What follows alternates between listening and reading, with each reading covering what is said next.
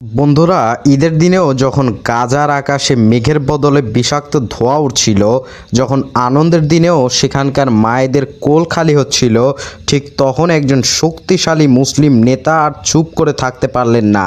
তিনি সরাসরি বিশ্ববাসীকে সাক্ষী রেখে বলে দিলেন, নেতানিয়াহুর জন্য অপেক্ষা করছে মুসলিমদের হাতে এক চরম শিক্ষা।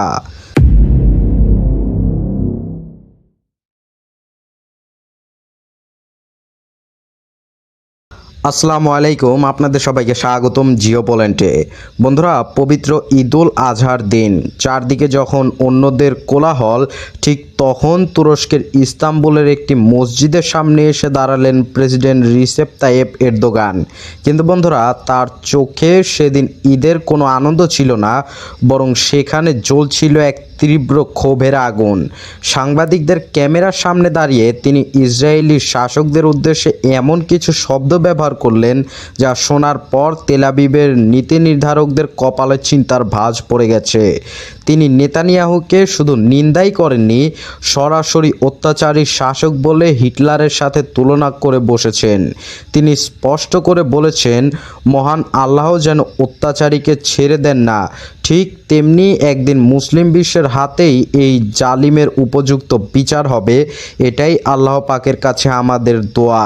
কিন্তু বন্ধুরা, একটি গভীরভাবে ভাবুন, তুরস্কের মতো একটা ন্যাটো সদস্য দেশের প্রধান যখন ঈদের দিনে এমন হুঙ্কার ছাড়েন, সেটি কি শুধুই মুখের কথা, নাকি এর পেছনে লুকিয়ে আছে কোনো গভীর সামরিক বা রাজনৈতিক কৌশল? আর তুরস্কের সুলতান কি এবার সত্যিই কথার লড়াই থামিয়ে বড় কোনো অ্যাকশনে যাওয়ার প্রস্তুতি নিচ্ছেন? বন্ধুরা, একবার চোখ বন্ধ করে কল্পনা করুন, গাজার ধ্বংসস্তূপের মাঝে ভাঙ্গা মসজিদের পাশে দাঁড়িয়ে ঈদের নামাজ পড়ছেন কিছু ফিলিস্তিনি শিশু আর বৃদ্ধ। তাদের পরনে নতুন কাপড় নেই, পেটে খাবার নেই, আর মুখেও হাসি নেই। ঠিক সেই মুহূর্তে দূর থেকে এরদোগান বলছেন, ফিলিস্তিনের ভাইরা, তোমরা একা নও, তোমাদের প্রতিটি ফোঁটা চোখের জল আমাদের হৃদয়ে এসে আঘাত করছে। তার গলার সেই বেদনা আর রাগ কেবল কোনো রাজনৈতিক ভাষণ ছিল না বন্ধুরা, এটা ছিল কোটি কোটি মুসলিমদের মনের ভেতরের চাপা কান্নার বহিঃপ্রকাশ।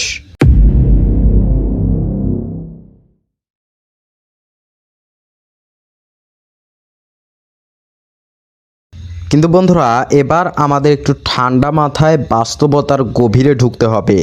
এরদোগান যা বললেন, মুসলিমদের হাতে শিক্ষা হবে ইসরায়েলের প্রধানমন্ত্রী নেতানিয়াহুর, এর আসল অর্থটা কি?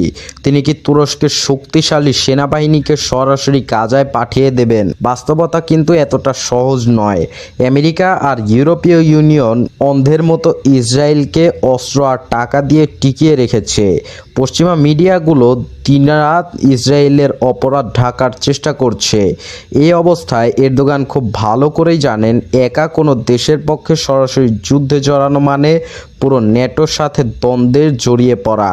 তাই তার এই কথার আসল অর্থ হলো মুসলিম দেশগুলোর একতা এবং আন্তর্জাতিক ও সামরিক অবরোধের মাধ্যমে ইসরায়েলকে ভেতর থেকে ভেঙে ফেলা। তবে বন্ধুরা, এখানে আসল টুইস্ট।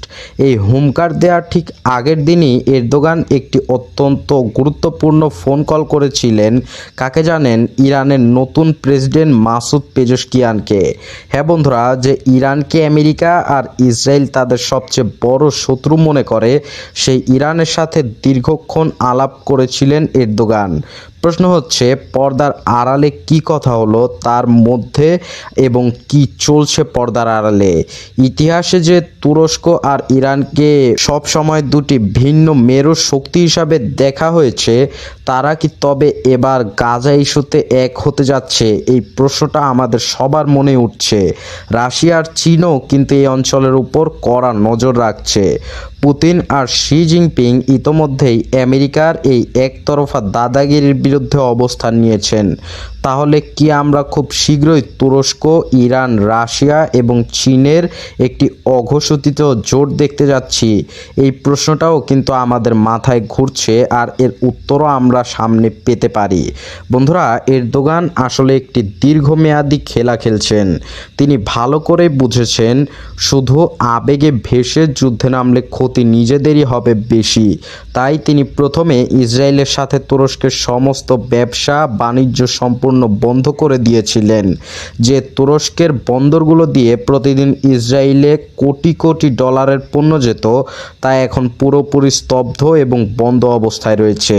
এরদোগান চাচ্ছেন মুসলিম বিশ্ব যেন শুধু মুখে নিন্দা না করে, তুর্কি মডেল অনুসরণ করে ইসরায়েলকে অর্থনৈতিকভাবে পঙ্গু করে দেয়। কারণ একটা রাষ্ট্র যতই শক্তিশালী হোক না কেন, তার অর্থনীতি যদি ধসে পড়ে তবে তার যুদ্ধ করার ক্ষমতাও অনেকাংশেই হারিয়ে যায়। এটা খুবই গুরুত্বপূর্ণ একটা বিষয়।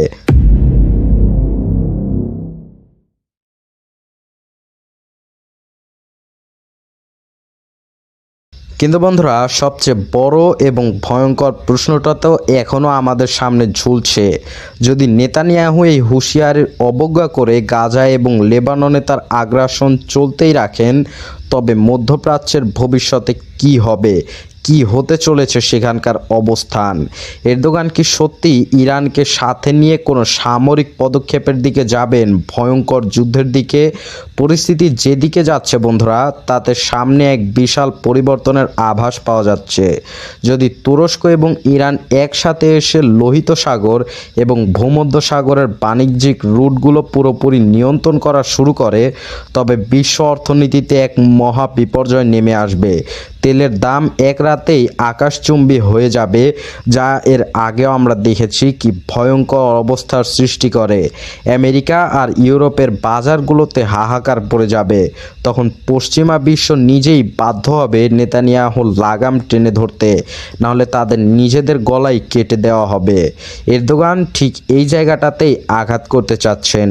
তিনি সরাসরি যুদ্ধে না গিয়েও ইসরায়েল এবং তার বন্ধুদের এমন কোণঠাসা অবস্থায় ফেলতে চান যেখানে আত্মসমর্পণ ছাড়া তাদের আর কোনো উপায় থাকবে না। বন্ধুরা, ঈদের এই পবিত্র দিনগুলো তো মানুষের মুখে হাসি ফোটানোর জন্য আসে, কিন্তু সভ্য দাবি করা এই পৃথিবীর বুকেই আজ বছরের পর বছর ধরে গাজার মানুষ শুধু একটু বেঁচে থাকার জন্য, এক ফোঁটা পানির জন্য লড়াই করছে। পশ্চিমা শক্তিগুলোর ভণ্ডামি আর কতদিন এভাবে নিরীহ মানুষের রক্ত ঝরাবে? এরদোগানের এই ক্ষোভ আসলে প্রতিটি বিবেকবান মানুষের ভেতরে জমে থাকা এক আগুন, যা এখন বাইরে আসছে। বন্ধুরা, ইতিহাসের চাকা কিন্তু সব সময় এক জায়গায় স্থির হয়ে থাকে না। আজ যারা ক্ষমতার দম্ভে অন্ধ হয়ে শিশুদের উপর বোমা ফেলছে, কাল তাদের পতন হবে। এমনকি গ্যারান্টি কেউ দিতে পারবে না যে তারা টিকে থাকবে। তাদের পতন 100% হবে। প্রতিটি অন্যায়ের একটা শেষ থাকে, প্রতিটি অত্যাচারের জন্য একটা চড়া মূল্য অপেক্ষা করে। এরদোগানের এই ঐতিহাসিক ঘোষণা কি শুধুই সময়ের একটি বজ্রপাত, নাকি সত্যিই খুব শীঘ্রই আমরা মুসলিম বিশ্বের একক নেতৃত্বে এক নতুন মধ্যপ্রাচ্য দেখতে চলেছি? নেতানিয়াহুর অহংকার ভাঙার দিন কি তবে সত্যিই ঘনিয়ে এলো? আপনার মূল্যবান মতামত অবশ্যই কমেন্টে জানাবেন, কারণ আপনাদের এক একটি মন্তব্য আমাদের জন্য গুরুত্বপূর্ণ। শুধু ভিডিওটা দেখবেন না, কমেন্ট করবেন। আল্লাহ হাফেজ।